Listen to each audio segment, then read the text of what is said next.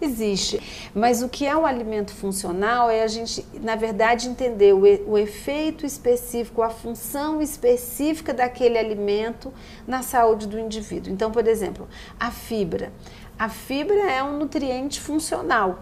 Nós sabemos que a fibra é um componente da nossa alimentação que tem um efeito fundamental para a saciedade, para a motilidade, para o trânsito intestinal, para a saciedade, para o controle da glicemia.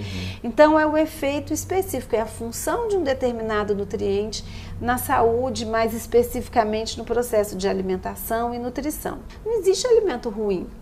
A questão é qual é a dimensão que esse alimento ocupa dentro da minha alimentação e que papel tem essa alimentação dentro da minha condição atual de saúde. Então, eu não posso pensar em nenhuma fase que o alimento é bom ou ruim. Né? A não ser que você tenha um alimento contaminado, aí ele é indiscutivelmente ruim. Mas numa condição normal, então essa discussão que se faz, o leite é bom, o leite é ruim, né? O ovo é bom, o outro dia o ovo é vilão, o chocolate era ruim, o chocolate é bom. Não, então tudo depende do contexto da alimentação.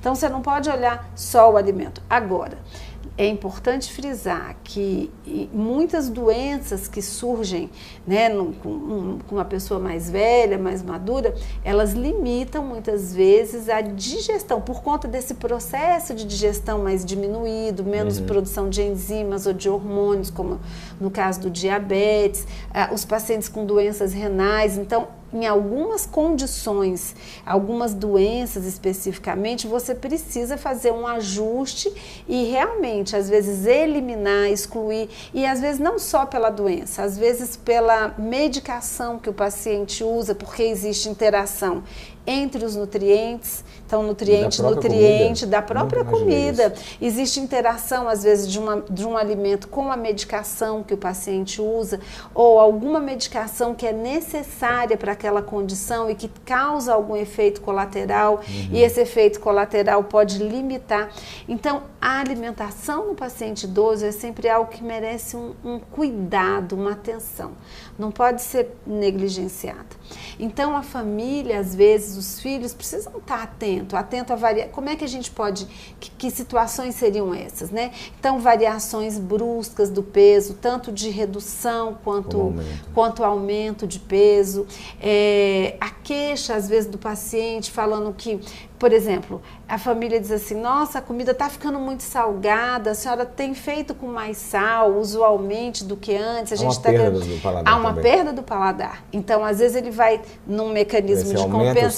O sal, aí aumenta a pressão, aí retém líquido. Exatamente. Aumenta o sal, aumenta a pressão, aumenta a necessidade de medicação e, às vezes, a própria medicação antihipertensiva, ela causa modificações no paladar e isso faz com que o paciente não sinta. Então, às vezes são detalhes, mas que nós precisamos estar atentos. Existem muitos sinais que são muito importantes no paciente idoso e que isso precisa sempre ser considerado. Às vezes o uso da medicação num determinado horário causa um pouco mais de enjoo ou dificuldade de aceitação, e são questões que o médico, que a família, o paciente muito atento pode conversar com o médico e que isso modifique e ajuda muito a evolução, sabe?